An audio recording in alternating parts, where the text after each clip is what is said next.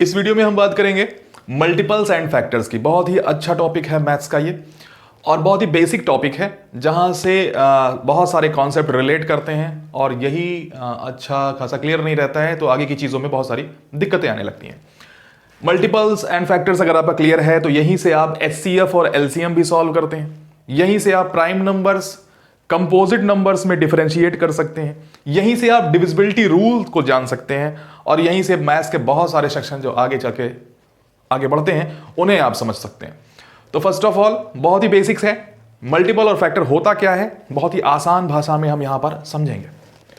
Multiples, जिसे Hindi medium में आप इसका नाम जानते हैं गुणक बोलते हैं इसे,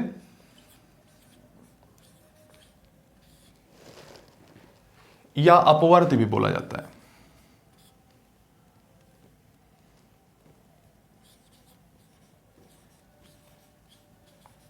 देखिए बहुत ही आसान है।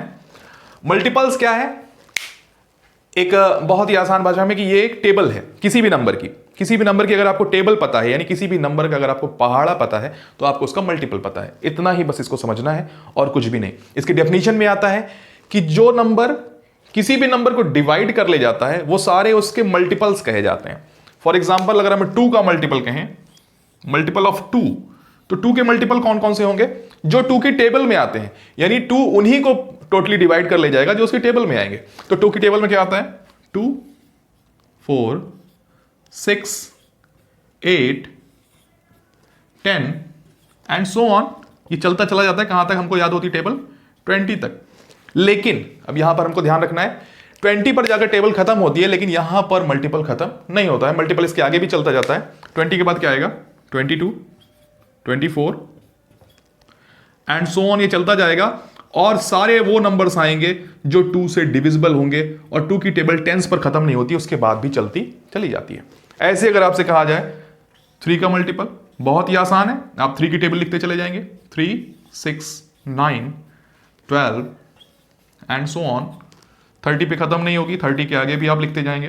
33 एंड सो ऑन। ऐसे चलती जाएगी। 99 भी आएगा इसमें, और बहुत सारे नंबर्स आएंगे। ये कभी खत्म नहीं होता है। तो मल्टीपल्स हम बहुत ही आसान भाषा में जान सकते हैं कि वो उस नंबर का क्या होता है? टेबल होती है, यानी पहाड़ा होता है। 2 का मल्टीपल 2 की टेबल, 3 का मल्टीपल 3 की टेबल। हम कहें 12 का मल्टीपल तो 12 की टेबल हो जाएगी। 12, 24, 36 एंड सो ऑन इसमें आने लगेगा। ये बहुत ही आसान है। यानी कि अपवर्त यानी कि मल्टीपल हमें जानना हो तो हम सिर्फ और सिर्फ क्या करते हैं? उस नंबर की टेबल को लिखते चले जाते हैं, हम उसका मल्टीपल जान जाते हैं। और पहाड़ा हम लोग बचपन से ही पढ़ते आते हैं, तो उसी को हम मल्टीपल्स बोलते हैं। बस ध्यान ये रखना है, पहाड़ा हम 10th टाइम तक यानी 10 तक ही पढ़ते हैं, उसके बाद भी पहाड़ा आगे बढ़ता जाता है, जो कि आगे जाके भी कभी भी खत्म नहीं होता। ये 3 डिजिट का नंबर भी आएगा, 4 का भी आएगा एंड सो ऑन, ये चलता चला जाएगा। अब बात आती है, ये तो हो गई मल्टीपल्स की बात। अब कैसे डिफरेंशिएट करेंगे हम इसको फैक्टर्स से? फैक्टर्स क्या होते हैं?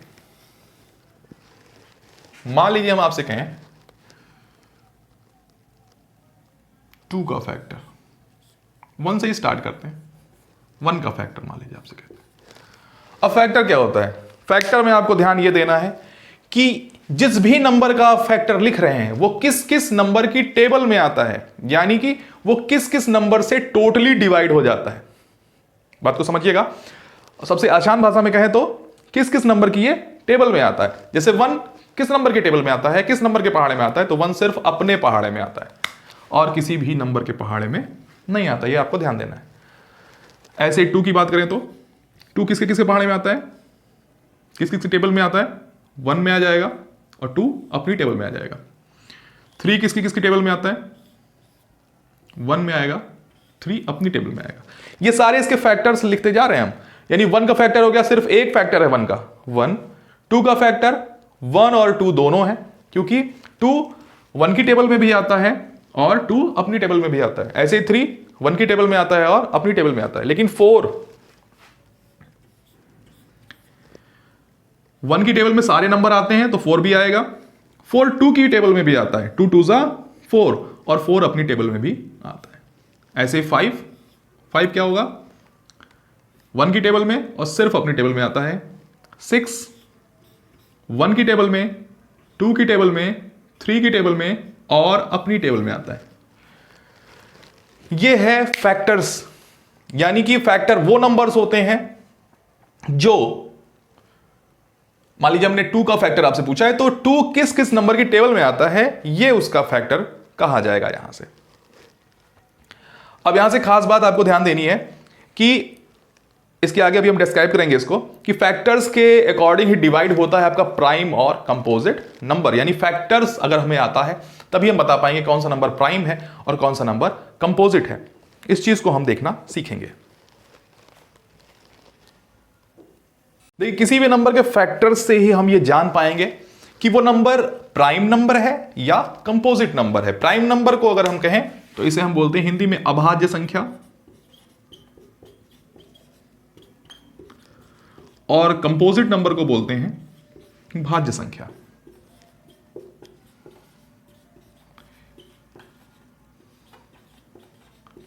यानी यहां से आप क्लियर कर पाएंगे कौन सा नंबर प्राइम है, कौन सा कंपोजिट है। बहुत ही इंपॉर्टेंट टॉपिक है ये, बहुत सारे क्वेश्चंस यहां से आते हैं और हम इसी में कंफ्यूज हो जाते हैं कि कौन सा प्राइम है कौन सा कंपोजिट है। बहुत ही आसान से आप समझ पाएंगे इसे। कैसे समझ पाएंगे? फैक्टर्स के अकॉर्डिंग वो सारे नंबर जिनके सिर्फ 2 फैक्टर हों। कितने फैक्टर हों? Only 2 factors. वो सारे नंबर जिनके सिर्फ 2 फैक्टर होंगे उन्हें हम कहेंगे प्राइम नंबर। अभी हम फैक्टर्स लिख रहे थे इसके पीछे, आपने देखा होगा। तो जितने भी नंबर के सिर्फ 2 फैक्टर होते हैं उन्हें हम प्राइम नंबर कहते हैं। और वो नंबर कैसे होते हैं? ऐसे नंबर होते हैं जो सिर्फ 1 से डिविजिबल होते हैं और खुद से डिविजिबल होते हैं। जैसे हमने लिया था 2 1 की टेबल में आ रहा था और 2 अपनी टेबल में आ रहा था। और कंपोजिट नंबर क्या होते हैं? जिनके मोर देन 2 फैक्टर्स होते हैं। मोर देन 2 फैक्टर्स होते हैं। जैसे हमने लिया था 4 की अगर बात करें तो 4 1 की टेबल में आता है, 4 अपनी टेबल में आता है और साथ ही साथ 4 2 की टेबल में भी आता है। इसलिए 4 क्या हो गया? एक कंपोजिट नंबर है। और 2 और 3 कैसे नंबर हैं? प्राइम नंबर है। ठीक है, अब यहां पर फैक्टर्स के अकॉर्डिंग हम डिवाइड करेंगे प्राइम और कंपोजिट को। एक बार हम आपको दिखा भी दे रहे हैं। जैसे पहला नंबर हम लेंगे यहां पर 2। सबसे छोटा प्राइम नंबर अगर आपसे कोई पूछे सबसे छोटा प्राइम नंबर क्या है तो वो 2 है। ध्यान रखिएगा 1 नहीं है। अभी हम वीडियो के लास्ट में आपको बताएंगे 1 क्यों नहीं है। सबसे छोटा प्राइम नंबर क्या है? 2 है। सबसे छोटा प्राइम नंबर भी 2 है। सबसे छोटा अगर आपसे इवन प्राइम नंबर पूछे तो वो भी क्या है? 2 है। तो सबसे छोटा प्राइम नंबर क्या है? 2 है। एग्जाम से पूछ लिया जाता है स्मॉलेस्ट प्राइम नंबर क्या हुआ है, तो वो आप बताएंगे 2 है। क्यों है? क्योंकि इसके सिर्फ 2 फैक्टर्स हैं। 2 सिर्फ 1 की टेबल में आता है और अपनी टेबल में आता है। इसके बाद अगला प्राइम क्या है? 3 है। 3 भी 1 की टेबल में आता है और अपनी टेबल में आता है। लेकिन 4 क्या है? 4 प्राइम नहीं है। 4 क्या है? कंपोजिट नंबर है। क्यों है? क्योंकि 4 के फैक्टर्स हैं 3, मोर देन 2 फैक्टर्स हैं। यानी 4 1 की टेबल में भी आता है, 4 2 की टेबल में भी आता है और 4 खुद अपनी टेबल में भी आता है। यह है 4। क्यों? और ये कैसा नंबर है? कंपोजिट नंबर है। अगर हम 5 की बात करें तो 5 फिर से आ जाएगा आपका प्राइम नंबर में, क्योंकि ये 1 की टेबल में आता है और अपनी टेबल में आता है। लेकिन 6 कंपोजिट नंबर है। क्यों है? क्योंकि ये 1 की टेबल में भी आता है, 2 की टेबल में भी आता है, 3 की भी टेबल में आता है और 6 की टेबल में आता है, अपने खुद की टेबल में आता है। यानी 6 1 2 3 6 इसके 4 फैक्टर्स हैं। मोर देन 2 फैक्टर्स जहां भी रहेंगे तुरंत आप कह देंगे वो कैसा नंबर है? कंपोजिट नंबर है। इसके बाद अगर हम कहें 7 तो 7 फिर से आपका क्या है? प्राइम है। 8 कंपोजिट है। एक बात का आपको और ध्यान देना है, 2 को छोड़कर जितने भी इवन नंबर आएंगे यानी 4 6 10 12 ये सारे के सारे कंपोजिट होंगे। ये आपको ध्यान देना है।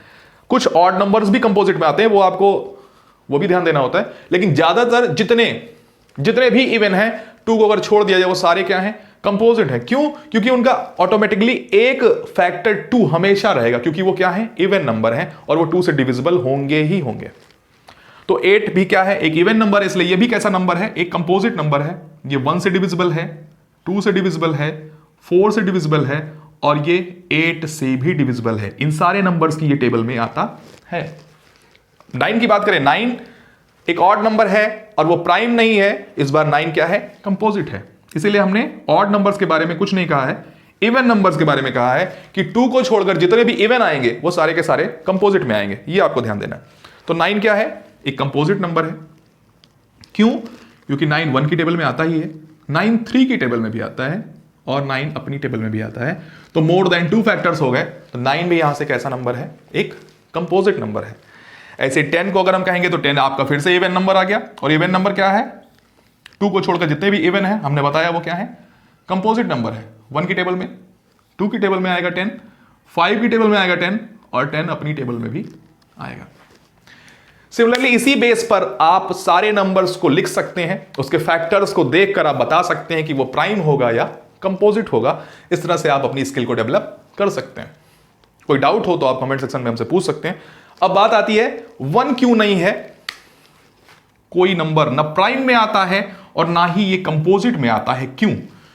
हमने कहा है कि प्राइम की खासियत क्या है, इसके 2 फैक्टर्स होंगे, और कंपोजिट की खासियत क्या है, इसके मोर देन 2 फैक्टर्स होंगे। लेकिन 1 के सिर्फ और सिर्फ एक फैक्टर है, हमने वीडियो की शुरुआत में लिखा रहा होगा, 1 का सिर्फ एक फैक्टर है 1। क्यों? क्योंकि 1 सिर्फ अपनी टेबल में आता है और किसी की टेबल में नहीं आता है, इसलिए 1 ना ही प्राइम होगा ना ही कंपोजिट होगा। ध्यान रखेंगे, अगर आपसे कभी भी कोई क्वेश्चन पूछा जाता है जिससे पूछे 1 कैसा नंबर है, प्राइम है कि कंपोजिट, तो आप कहेंगे 1 ना ही प्राइम है और ना ही क्या है, कंपोजिट है। इस चीज का आपको ध्यान रखना है। 1 ऑड नंबर है लेकिन प्राइम और कंपोजिट नहीं है। सबसे छोटा प्राइम नंबर क्या है, 2 है। सबसे छोटा इवन प्राइम नंबर क्या है, वो भी 2 है।